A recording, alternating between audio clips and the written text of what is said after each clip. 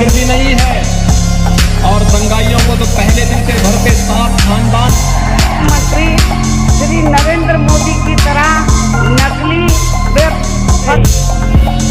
और जो हमें खाद मिल रही, यूरिया मिल रही है, बाहुबली थे, दूरबीन लेकर मैं घूमता हूँ। बाबा साहब डॉक्टर भीमराव अंबेडकर की 133वीं जयंती बड़े धूमधाम से मनाई। जनपद हापुड़ के सिंभावली क्षेत्र के गांव बक्सर में डॉक्टर भीमराव अंबेडकर की जयंती बड़े ही धूमधाम से मनाई।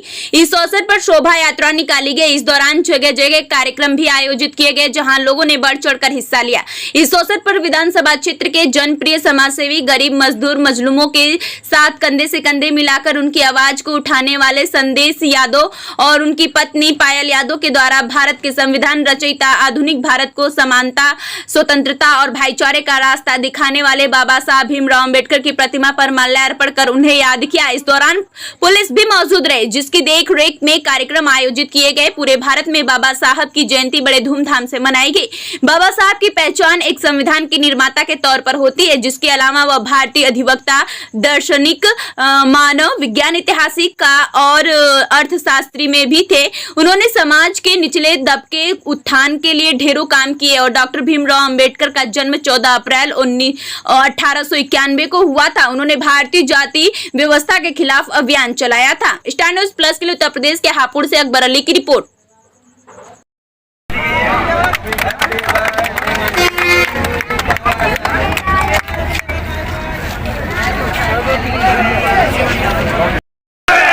सूरज चांद रहेगा, माता की भारत माता की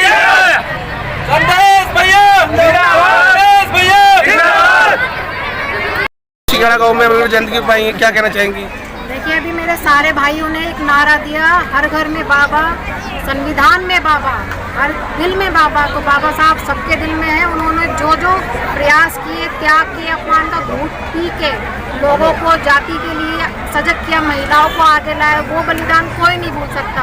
और बलिदान जो करते हैं उनकी ही जयंती मनाई जाती है। और आज हमारे बाबा साहब की जयंती बहुत अच्छा दिन है, ऐतिहासिक दिन है। हर किसी का ऐतिहासिक दिन नहीं होता। जय भीम।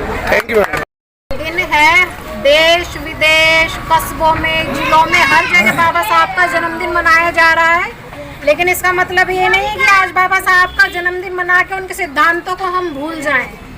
उन्होंने जो संघर्ष किया है, उन्हें हमें आगे लेकर जाना है। कोई जाति नहीं, कोई पाति नहीं, कोई भेदभाव नहीं, सबका खून यहाँ लाल है। सभी माताएं बहनें कान खोल कर ये सुन लें कि उन्होंने महिलाओं के अधिकार के लिए जो संघर्ष किया है वो कभी व्यर्थ ना जाए। उन्होंने महिलाओं को शिक्षा के लिए किया है, उन्हें समानता के लिए उन्होंने आगे प्रेरित किया है। और उनके इन अधिकारों को हमें समझना चाहिए, हमें अपने बच्चों को सिखाना चाहिए, हमें अपने बच्चों को उनके किए गए संघर्ष के बारे में उन्हें बिठा के समझाना चाहिए कि बाबा साहब ने आपके लिए क्या किया, कितना संघर्ष किया, कितने अपमान उन्होंने सहे।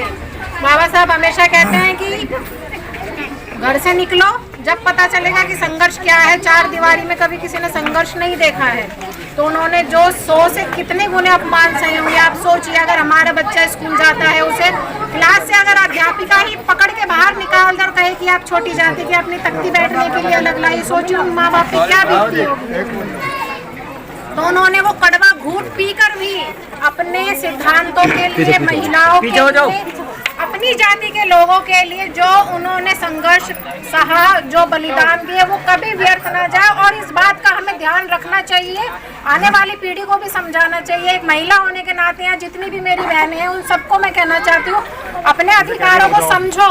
बाबा साहब हमेशा यही कहते थे कि महिलाओं को, बच्चियों को शिक्षित होना चाहिए। हमें अपनी बच्चियों को इतना शिक्षित बनाना चाहिए कि कोई लड़का वाला आके ये ना कहे हमें बेटी का रिश्ता चाहिए, बल्कि बेटी का बाप गर्भ से जाके कहे हमें तुम्हारे लड़के का रिश्ता चाहिए।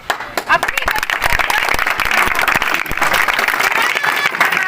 जब एक बेटी IAS ऑफिसर बनती है तो माँ से ज्यादा पिता की छाती गर्व से होती है, एक दादा की छाती ज्यादा गर्व से चौड़ी होती है।